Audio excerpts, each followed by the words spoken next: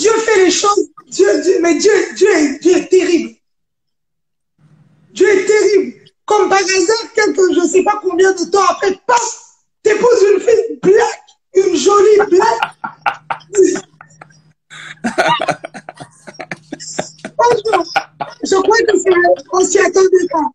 Franchement, on s'y attendait pas. On va direct, franchement, voilà, t'as frappé vraiment pas. Tu nous sors directement une vraie boîte noire. Dis-nous. Corrigé 2-3 livres d'autres personnes. Et à part cela, dans ce confinement, qu'est-ce que j'ai fait d'autre? Allez, je suis dans un grand projet qui va se concrétiser bientôt. Ça m'a permis de planifier beaucoup de choses aussi. Et en plus de tout cela, j'ai eu du temps pour moi. Franchement, parce que avant le confinement, parfois, on allait dans tous les sens. Mais j'ai finalement eu du temps pour moi aussi, pour me reconstruire. Être sûr de la direction dans laquelle je suis en train d'aller. Et en même temps, pour me reposer et jouer un peu à la PlayStation, ça commençait à chômer à la maison. En tout cas, c'est bien. Je tiens à vous remercier déjà d'avoir accepté cette invitation malgré vos occupations. Pasteur, vous êtes fiancé. Félicitations. Donc, merci. Pendant le confinement, vous avez géré ça aussi. Voilà, c'est l'un des bienfaits du confinement, les fiançailles, bientôt le mariage. Franchement, voilà. Amen. Amen, amen. Pasteur Lolomo, on va pas traiter, on va parler directement de cet appel. Parlez-nous de votre appel un peu. Excusez-moi, je ne sais pas pourquoi cette lumière est en train de s'éteindre et de se rallumer, mais sinon, on va aller, voilà. Alors, je vais vérifier que c'est bien branché. Alors, par rapport à mon appel, j'ai commencé très tôt, très jeune, cet appel de Dieu. Mon père est pasteur, au fait, maman Ika, pour la petite histoire. Allez, behave. Ok. Mon père est pasteur, pour la petite histoire. Et donc, très tôt, j'ai été entraîné dans le chant de Dieu, dans excusez-moi. Emmanuela, j'ai besoin d'aide. Voilà, merci. Excusez-moi.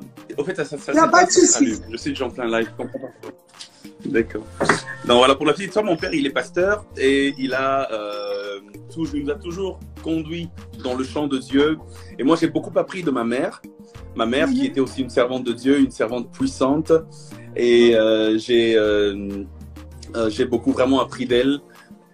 Ok, d'accord. Si, on va me pencher là-bas.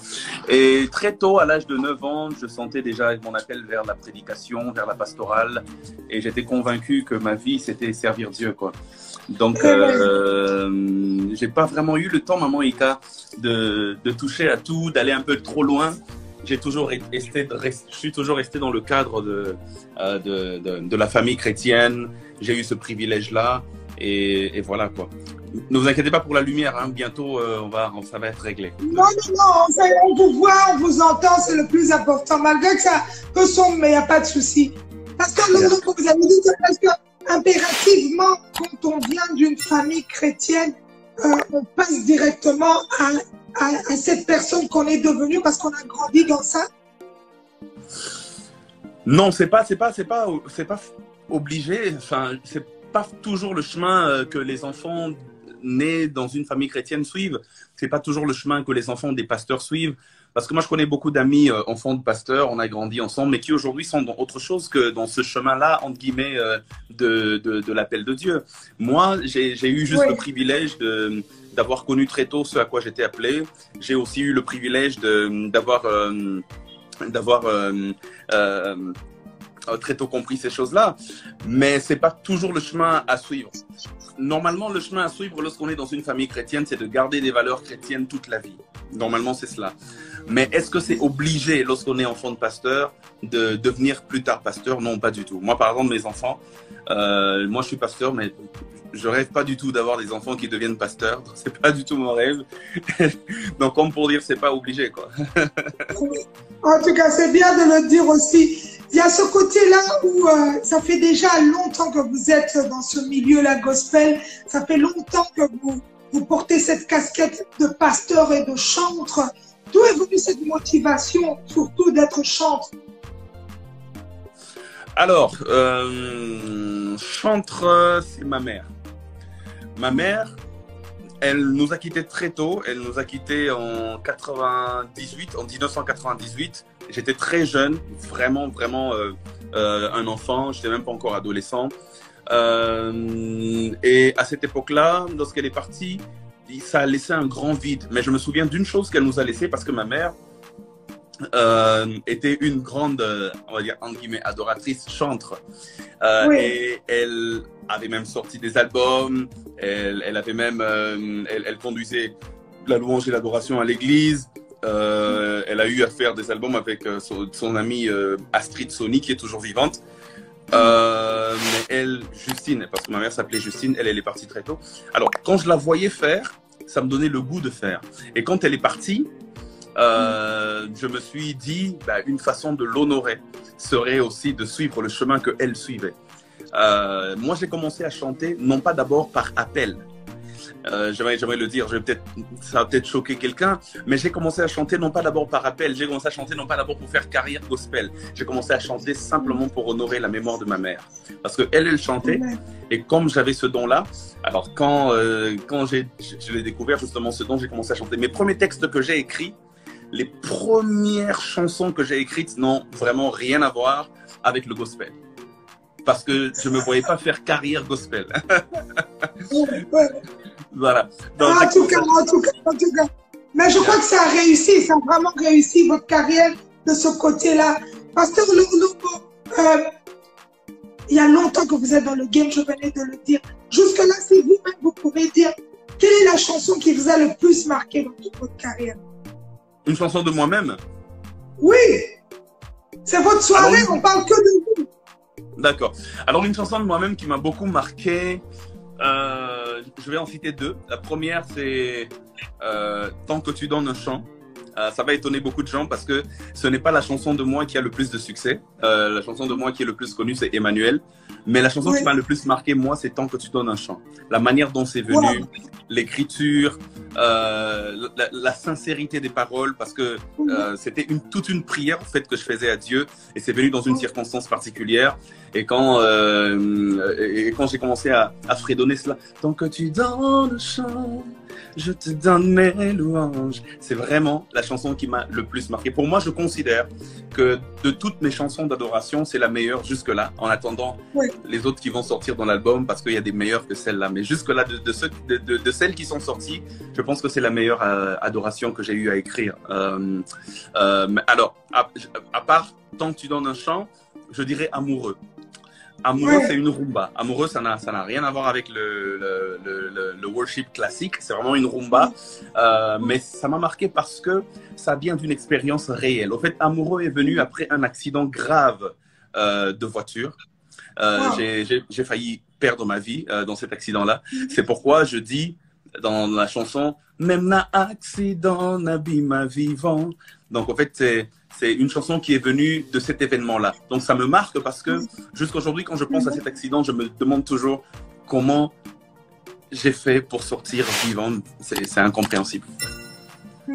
En tout cas, gloire à Dieu et on remercie Dieu parce que sinon, ce soir, on serait pas avec vous. Vraiment. On remercie Dieu pour cela aussi. Et pasteur, vous pensez que c'est pas évident. Vous avez commencé très jeune. Vous êtes encore jeune parce qu'on doit le dire aussi. Vous êtes encore très jeune. Et est-ce que ce n'est pas lourd de porter ce gros fardeau sur le dos en tant que personne qui milite pour cette cause de la musique gospel et en même temps pastorale? C'est lourd. Je dois avouer que c'est très lourd. Mais évidemment, nous avons le privilège que non seulement que nous sommes ouvriers pour Dieu, mais nous sommes aussi co-ouvriers avec Dieu. Ce qui fait que les tâches sont un peu allégées, partagées dans ce sens-là, parce que le Saint-Esprit nous aide à porter ce poids, mais c'est lourd. C'est lourd surtout pour un enfant, parce que moi j'ai commencé très tôt. Comme je vous ai dit, déjà 9 ans, 10 ans, j'étais dans le bain de la chose jusqu'aujourd'hui. J'ai presque pas vécu mon enfance, parce qu'il y avait beaucoup de responsabilités.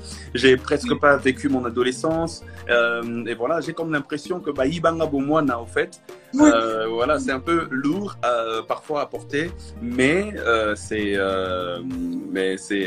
je n'échangerais cela pour rien au monde. Si ça dépendait de moi, j'aurais peut-être, si je devais coopérer avec Dieu pour tracer le plan de ma vie, j'aurais peut-être demandé à ce que ça vienne un peu plus tard. Mais comme ça dépend pas de moi et que ça m'a pris dedans dès l'enfance, j'aime mon parcours, je ne regrette rien, c'est super, mais c'est lourd. Ça peut être lourd, vraiment. Ça peut être lourd aussi parce que, coupez-moi hein, si je parle beaucoup, parce que j'ai tendance à vous Non, parler. non, non, c'est votre soirée, je vous écoute. Oui, dites-moi. D'accord, ça peut être lourd aussi parce que tu ne vis pas que pour toi. Déjà, tout leader en général, peu importe que ce soit dans la politique, que ce soit dans le sport, que ce soit dans la musique, que ce soit dans... Peu importe, tout leader ne vit pas que pour lui-même. Quand tu as même une petite influence sur une ou deux personnes, alors tu ne vis pas que pour toi, tu dois montrer l'exemple. Et parfois, cette responsabilité-là, savoir qu'il y a plusieurs qui dépendent de toi, ça peut aussi être lourd. Mais bon, comme je disais tout à l'heure, le bonheur, c'est qu'on coopère avec Dieu aussi et il nous allège la tâche. Voilà. Oui. Est-ce que vous sentez pas que vous avez raté quelque chose de votre enfance? Je pense que j'ai raté beaucoup de choses. Il y a beaucoup de choses que j'ai pas eu à faire. Moi, quand je grandissais, certaines choses que je faisais, même quand j'avais 10, 11 ans, on me disait non, tu fais pas ça, toi tu es... Parce que déjà, juste pour vous dire, à 10 ans, j'étais responsable adjoint de l'école du dimanche dans l'église de mon père. Donc, le responsable numéro 1, c'était, je me souviendrai toujours de son nom de famille, il s'appelait Mazembe. Et à cause de son nom Mazembe, on l'avait surnommé Tout-Puissant. Le frère Mazembe, c'était lui le responsable numéro 1. Moi, j'étais son adjoint, je n'avais que 10 ans. Et je prêchais à l'école du dimanche, je n'avais que 10 ans. Et donc, il fallait se comporter en responsable alors que j'étais enfant. Donc, j'ai raté beaucoup de choses quand même. Mais c'était pour la bonne cause, je crois. En tout cas, c'était pour la bonne cause et gloire à Dieu, vous êtes passé par cela. Et qu'est-ce qui est difficile dans ce que vous faites? Dans ce que tu fais, si on peut se tutoyer, qu'est-ce qui est difficile? Qu'est-ce que tu peux dire? En tout cas, ça, je trouve difficile. Ce qui est difficile dans ce que je fais, c'est évidemment, j'aimerais juste préciser que je ne vis pas pour cela, mais ce qui est quand même difficile dans ce que je fais, c'est le regard des autres par rapport à ce que je fais. Mais comme je le dis, je ne vis pas pour cela. Ce qui importe le plus, c'est le regard de Dieu et c'est mon regard à moi-même. Mais parfois, puisqu'on est humain, de temps en temps, les commentaires des autres, ce que les autres disent ou font, ça peut nous revenir aussi. Et je pense que c'est cette partie-là qui est difficile. Les humains, Maman Ika, les humains sont super exigeants, même plus que Dieu. Yeah. Les humains sont super exigeants, même plus que Dieu. En tout cas, les humains sont super exigeants, même plus que Dieu. Ça, c'est quand même une vérité. C'est bien de le dire et c'est bien de le souligner aussi. Et en tant qu'homme de Dieu, vous êtes souvent critiqué par rapport à cela parce que je crois que vous portez ce fardeau-là parce bon, je crois que c'est l'image qu'on crée de l'homme de Dieu en se disant la personne doit être parfaite. On n'a pas droit à l'erreur, on n'a pas droit à faire des choses qui ne sont pas dans les normes selon la Bible. Donc à un moment donné, je crois que c'est ça aussi qui joue dans la façon de voir les choses. Est-ce que vous ressentez la même chose? Oui, c'est la même chose. Un jour, j'avais 18 ans. Je parlais à mon pasteur. C'est pas seulement cet idéal-là que les gens se créent dans la tête concernant les hommes de Dieu. Il est vrai que les hommes de Dieu, au-delà d'être des êtres spirituels, ils doivent aussi être des êtres d'une bonne moralité. Évidemment, le métier que l'on fait, il y a comme un crédit que les gens nous accordent par rapport à la bonne moralité. Et quand ça ne va pas dans ce sens-là, ça peut aussi affecter le métier que l'on fait. Pourquoi? Parce qu'on prêche un Jésus parfait, on prêche un Dieu qui est parfait. Et puisqu'on parle de ce Dieu qui est parfait, quelque part, les gens attendent à ce que nous aussi, nous devenions parfaits. Mais il est important, je voulais vous raconter une anecdote, je veux dire que non seulement c'est ce que les gens attendent de nous, mais c'est ce que nous devons aussi être, c'est ce que la Bible dit de nous, dans le sens où il y a un texte de la Bible qui dit, et c'est là que mon anecdote prend son sens, un jour, il y a un de mes pasteurs, Pasteur Ken, qui est en train de me faire un reproche, parce que je crois que j'avais dû faire quelque chose, je me souviens plus très bien, qui n'était pas correct. Alors il me dit, il est écrit dans 1 Timothée, je pense, ou dans 2 Timothée, il est écrit que l'homme de Dieu doit être irréprochable. Et donc voilà, c'est aussi écrit. C'est écrit, c'est comme ça. Il faut vivre selon ce standard-là. Et donc, je pense que c'est pas seulement une image que les gens se font, c'est aussi ce que les Écritures disent que nous devons être, justement pour ne pas donner de place à ce que notre vie devienne un frein pour la réception de l'Évangile dans le cœur de quelqu'un. Voilà. Oui, en tout cas, c'est fort ce que vous venez de dire. Et comment est-ce que vous gérez la critique? Alors, en général, vraiment en général, alors quand je dis en général, je veux dire 95% des fois, bah, je m'en fous. En général, ça c'est vraiment en général. Je vais être très honnête avec vous ce soir. Vous permettez d'être honnête, hein? Oui, bien sûr, on est honnête ce soir. Donc en général, je m'en fous. En général, je fais l'effort de même pas lire. Il y a une chose que je fais beaucoup quand je me rends compte, parce qu'il y a des critiques constructives. Après, il y a des critiques qui ne servent à rien du tout. C'est juste des gens méchants qui disent des paroles méchantes avec une telle légèreté, avec une telle impolitesse. Bah, surtout, c'est ce qui se passe généralement aujourd'hui sur les réseaux sociaux avec des faux comptes. Des gens qui peut-être en face ne peuvent pas te dire la même chose, hein, mais qui se cachent derrière leur écran, derrière leur téléphone. Alors ça, vraiment, je m'en fous. Tout ce que je peux faire au mieux, quand c'est sur ma page, je bloque et puis on avance. Mais il y a des critiques constructives, des choses qu'on peut te dire, on peut te révéler certaines insuffisances. Alors là, je les accepte avec fair play. Mais surtout, la critique, elle est mieux acceptée lorsque c'est fait d'une bonne manière. La manière compte beaucoup aussi. Beaucoup de gens n'acceptent pas les critiques justement parce que c'est pas fait d'une bonne manière. Il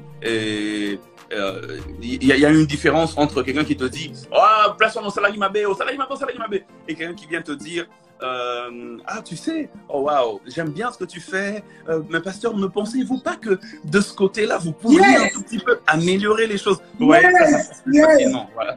Donc, c'est la manière, elle compte beaucoup aussi. J'aime les critiques constructives parce que, comme on dit, c'est avec les yeux des autres qu'on voit son propre dos. Voilà. Ouais. En tout cas, c'est avec les yeux des autres qu'on voit son propre dos. Exactement. Wow. Je retiens la voix, c'est fort. Pasteur Lord, je crois qu'on peut pas parler de ça. En fait, on est obligé impérativement de passer par là. Vous avez tenu des propos, c'est pour ça que je vous ai parlé de critique juste avant cela. Vous avez tenu des propos dans un live, comme tout le monde peut le faire, et il y a une séquence de ces propos-là qui ont été tirés, et il y a des phrases qui sont sorties de votre bouche. On a parlé de séjour de mort, on a parlé de ténèbres, on a parlé de femmes noires. Aujourd'hui, on a la chance de vous avoir en face de nous. J'aimerais bien un peu vous écouter. Moi, je suis une militante. Je me bats contre toutes ces causes de la femme, des noirs et tout. Aujourd'hui, j'ai la chance de vous avoir en face de moi, ce public qui a la chance de vous avoir aussi en face. Donc, on aimerait bien que vous écoutez. C'était quoi le sujet et qu'est-ce qui vous a poussé à sortir tous ces propos? D'abord, j'aimerais vous dire un grand merci je ne pense pas l'avoir dit au début, un grand merci de me recevoir dans cette émission. J'ai pas réfléchi deux fois pour dire oui, parce que vous êtes une figure déjà emblématique et on aime bien votre travail. J'ai pas voulu répondre faire 1001 émissions à polémique par rapport à cela. J'ai juste présenté mes excuses, je suis resté calme. Alors, cet épisode-là, c'était un épisode assez difficile de ma vie en général. Parce que, un peu comme vous dites, on a pris 30 secondes d'une séquence d'un live qui a duré plus d'1 heure. Et chacun a donné une interprétation, voilà, raciste, coloriste, et voilà, tout ce que vous voulez. Chacun a donné une interprétation. Alors, il faut dire que, sans vouloir porter ou emmener une certaine justification, je pense que les propos qui avaient été dits avaient été maladroits. Déjà très maladroit, et que si ça devait être refait, je m'en serais passé. Je m'en serais vraiment passé. Alors le contexte, c'était que j'étais en train de donner une série sur les 7 prérequis avant de se mettre dans une relation amoureuse importante qui conduit au mariage. 7 prérequis, on a parlé de 7 choses, et le dernier prérequis, la dernière chose dont on a parlé justement, c'était le physique. Est-ce que le physique, ça compte? Est-ce que le physique, ça compte? Et c'est là que je parlais un peu en disant, ben oui, évidemment, il faut que la personne t'attire physiquement et tout. Un peu comme un pasteur disait, il faudrait que devant cette personne, tu aies besoin du Saint-Esprit pour te contrôler, tellement l'attirance est forte. Ah, et puis après, c'est comme ça que j'ai commencé à parler de tout et de rien, de la taille, du teint, de ceci, de cela. Et voilà, c'est comme ça que ces propos-là sont venus, qui étaient malheureusement légers, je pense, des propos assez légers, et qui voilà, ont été coupés. Mais bon, dans le contexte général, les gens qui ont suivi le live savent sous quel ton c'était dit, comment ça a été dit, et savent aussi ce qui a suivi avant, non, ce qui est venu avant et ce qui a suivi après. Et bon, cette séquence-là a été sortie comme ça, et je l'assume, mais c'était des choses qui ne doivent pas se dire. Et je pense que sans même vouloir porter une quelconque justification, ça sert à rien. C'était des choses qui, même sous un ton blagueur, ça ne peut pas se dire. Et aujourd'hui, bon, c'est moi, j'assume, on avance. Mais voilà, je pense qu'avec le temps, les gens comprendront peut-être avec le temps que ce n'était que superficiel. Ça venait vraiment pas de la profondeur de mon cœur. Yeah. Oui. Est-ce qu'aujourd'hui, quand j'entends vos propos, au fond de vous-même, vous regrettez d'avoir fait ça? Mais oui, beaucoup. Mais oui, j'aurais pu m'en passer. C'était un buzz inutile. En plus, ça fait que j'ai annulé 2 concerts. Imaginez. Donc voilà, c'est quelque chose que j'aurais pas souhaité. Évidemment, je regrette beaucoup. Mais après, je sais, il y a des gens qui comprennent que errare humanum est, comme disent les latins, je pense, que je n'ai pas massacré le latin, que voilà, que l'erreur est humaine, et puis on avance. J'ai reçu quand même aussi beaucoup de soutien de beaucoup de gens, surtout des gens qui étaient là sur ce live-là et qui disent ouais, on sait ce que tu voulais dire, on sait ce que tu as dit avant, après, on sait que voilà, relève-toi, avance, c'est pas ça, et puis de toute façon, voilà. Donc j'ai reçu beaucoup de soutien, donc c'était bien. Ces genres de moments te permettent aussi de réaliser qui sont les gens qui sont avec toi et les gens qui sont contre toi. Qui sont les gens qui ont toujours eu une dent contre toi et qui attendaient une occasion pour sortir toute leur haine. Donc c'est important. Mais aujourd'hui, est-ce que j'aurais pu m'en passer? Ben oui, bien sûr, c'est clair.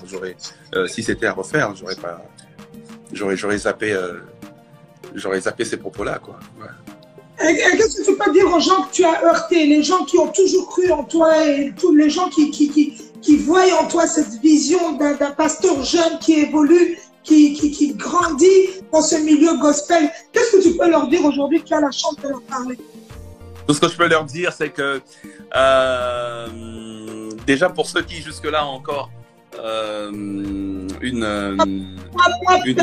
ne vais pas moquer. Ah ouais, j'imagine qu'il y a quelqu'un, à chaque fois qu'il voit ma photo, il écoute tout.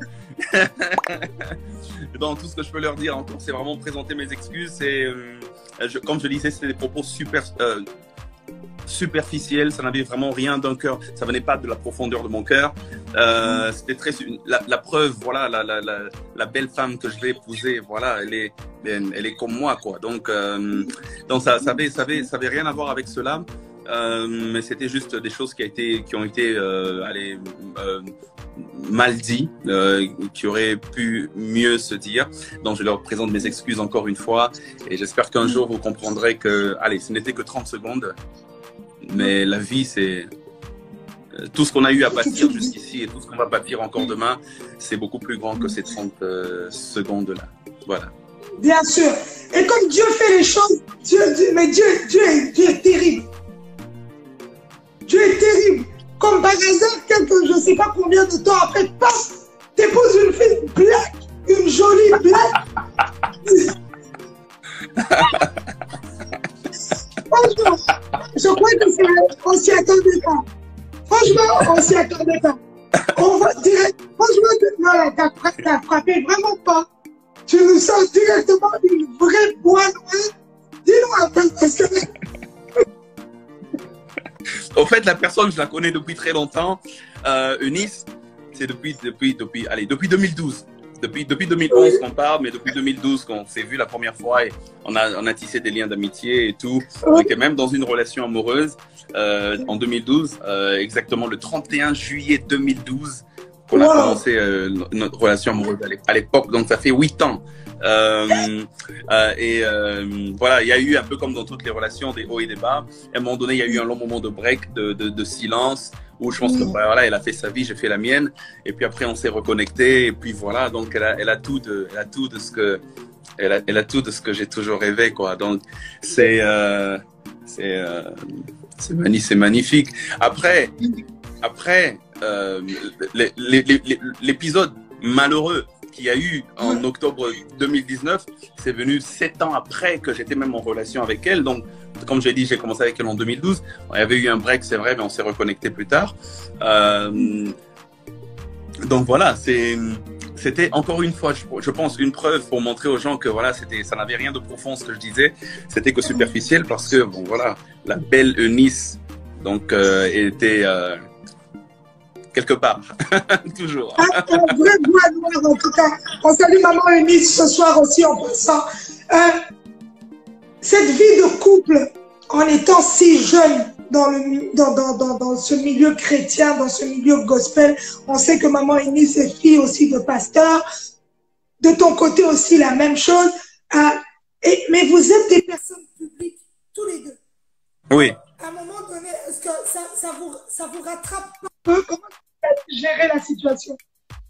C'est beaucoup de pression, surtout avec les responsabilités que nous avons et je pense que l'aura que elle et moi on a, ça peut faire beaucoup de pression en même temps parce que il y a les yeux de tout le monde sur vous, braqués sur vous, voilà, vous n'avez pas droit à l'erreur, voilà, ça peut être beaucoup de pression, mais en même temps, vivre ces fiançailles-là ou cette relation-là dans le Seigneur, c'est super. Nous avons eu un très bon encadrement de la part de beaucoup de gens. Nous parlons souvent avec mes parents, mon père, le pasteur Lombo, qui est de très bons conseils. On parle souvent avec sa maman Viviane, qui est au fait ma maman. Et je pense que c'est la, comme j'aime toujours le dire, c'est la seule femme dans ce monde qui a pour moi la valeur d'une mère biologique. Et donc voilà. Et en même temps, je parle beaucoup avec son père, qui est mon père spirituel, l'apôtre Roland Dallot Luata. Oui, on a un bon encadrement. Ça nous permet de bien vivre cela. Je pense que le grand secret d'une relation amoureuse dans le contexte chrétien, c'est non seulement de bien la vivre vous deux, mais aussi de se faire encadrer par des gens qui ont vécu cela avant vous et qui peuvent bien vous conduire. Il y a aussi le pasteur Marcelo qui, lui, vraiment, voilà, quand j'ai besoin de conseils, je le dérange tout le temps, je vais le voir, on parle et tout. Donc, on est bien entouré. C'est ce qui nous permet, je pense, de bien avancer. Oui, c'est bien, c'est super important. Pasteur, qu'est-ce qui va sortir maintenant? C'est quoi que vous allez nous offrir? Est-ce que on vous a vu faire beaucoup de live pendant le confinement? Qu'est-ce que vous allez nous programmer maintenant? Parce que là, on vous attend. On vous attend, vous avez présenté, on a vu notre futur maman pasteur. Et puis maintenant, qu'est-ce qui va arriver? C'est quoi qui est au programme? Alors, ce qui est au programme, c'est beaucoup de choses. Maman Ika, ce qui est au programme, c'est beaucoup de choses. Il y a des concerts qui vont reprendre dès que le confinement, vraiment, dès qu'on aura l'aval des autorités politiques pour qu'on puisse reprendre certaines choses. Donc, il y a des concerts qui vont reprendre, mais il y a un album qui sort. Donc, vous avez l'info exclusive. L'album sort. Mon manager est en train de suivre le live. Donc, si je donne la date, elle va se fâcher contre moi inbox. Mais l'album sort si tout va bien. Ah ouais, elle est là, rachetée Wanzambi, God bless you. L'album sort si tout va bien au mois d'août.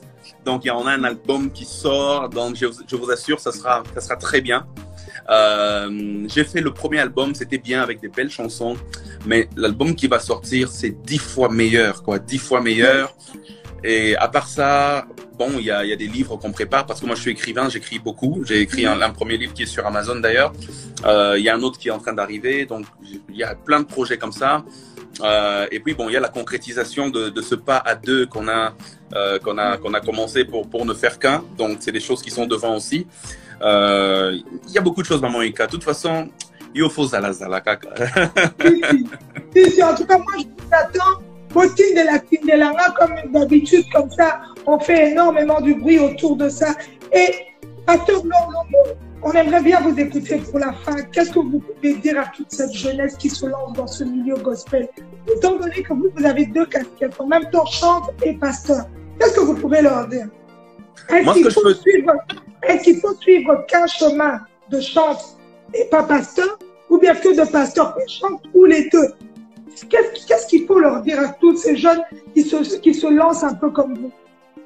Moi, ce que je peux dire à tous ceux qui sont en train de m'écouter, c'est que il faudrait juste se connaître soi-même. Au-delà de connaître Dieu, se connaître soi-même, connaître ses forces, connaître ses faiblesses, connaître ses talents, connaître ses dons, connaître ce que Dieu a placé au-dedans de chacun d'entre nous et maximiser le potentiel que l'on a. Moi, lorsque je suis venu au Seigneur, j'ai commencé à un peu à réfléchir sur moi-même. Je me suis rendu compte que j'avais le don de parler, je me suis rendu compte que j'avais le don de chanter, je me suis rendu compte que j'avais le don d'écrire, je me suis rendu compte que j'avais comme ça tout plein de talents que le Seigneur avait placé au-dedans de moi. Et c'est comme ça que par rapport à chaque chose, j'essaye de sortir un projet par rapport à chaque potentiel que je trouve au-dedans de moi. Donc, ne vous limitez pas, maximisez ce que vous avez. Personne n'a jamais dit que dans la vie, il ne faut suivre qu'un seul chemin. Cet évangile-là, c'est un vieil évangile. Il est possible d'avoir multiples casquettes selon les talents, les dons que Dieu a placés au-dedans de vous. Et Dieu nous demandera des comptes un jour. Il nous demandera des comptes en fonction de ce qu'il a investi en nous. Certains ont reçu 5, d'autres ont reçu 2, d'autres ont reçu 1. Chacun de nous a quelque chose. Il faut juste découvrir cela et puis aller dans le chemin de ce que vous découvrez en vous-même. Après avoir connu Dieu, connaissez-vous vous-même. Connaissez-vous vous-même. Ne soyez pas dans le mythe du pasteur classique ou du chrétien antédiluvien où on a comme l'impression que, ok, dans notre monde, on est bloqué à ceci. Si vous sentez que vous avez le don d'être un bon acteur de film, vous pouvez y aller, vous pouvez réussir dedans. Si vous sentez que vous êtes appelé au foot, vous pouvez être chrétien et réussir dans le foot. Il y a tellement de possibilités et ce que nous, en tant que chrétiens, nous devons faire, c'est justement d'apporter la lumière de Christ partout où nous avons. Ne vous empêchez pas de briller, que rien ne vous empêche de briller, ne réfléchissez pas en termes d'impact, réfléchissez plutôt en termes de production. Vous devez produire et Dieu gérera l'impact. C'est Dieu qui va décider comment tu vas briller, c'est Dieu qui va décider quel impact tu auras. Ça, c'est l'affaire de Dieu. Mais vous, votre responsabilité, c'est de produire. Produisez. Même si 2 personnes seulement seront bénies par ce que vous produisez, produisez. Même si ça sera 200 ou 2000 ou 2 millions, produisez quand même. Et plus vous produirez, plus votre impact augmentera. C'est Dieu qui gère l'impact, mais nous gérons la production. Que Dieu vous bénisse. Amen. En tout cas, un grand merci. Je demande à toutes les personnes qui suivent le live maintenant et qui suivront tout à l'heure d'aller vous follow sur toutes vos pages. Quand il y a des sons qui vont sortir, d'aller écouter. C'est important de se donner la force, surtout quand c'est pour la crainte de Dieu. C'est plus important aussi. Donc voilà, pasteur, merci énormément pour ce live. Je crois que c'est important qu'on puisse aussi partager, écouter votre point de vue et écouter tout ce que vous avez à nous dire parce que là, il y a du paquet. Il y a beaucoup. Donc, merci et je vous souhaite vraiment tout le bonheur du monde pour votre futur mariage et que Dieu vous bénisse et continue à élever le nom de Dieu si haut que possible. Maman Ika, en tout cas, c'est un grand merci à vous aussi de m'avoir accueilli sur votre plateau. Merci infiniment pour la porte ouverte. Et j'espère que c'est le début d'une belle et longue collaboration. Il y a des grandes années devant et beaucoup de choses à faire ensemble. Donc, je vous admire toujours, je vous admire beaucoup. Et j'espère que Dieu nous donnera l'occasion déjà de nous voir et ensuite aussi de travailler sur plusieurs autres projets. Un grand merci aussi à tous ceux qui nous ont suivis. Merci infiniment. Il y a quelqu'un qui demande une prière finale. Bon, c'est peut-être Dieu qui nous dit de faire. On demande, il y a 2 personnes qui écoutent une prière finale. On écoute notre prière et puis on clôture en beauté. D'accord.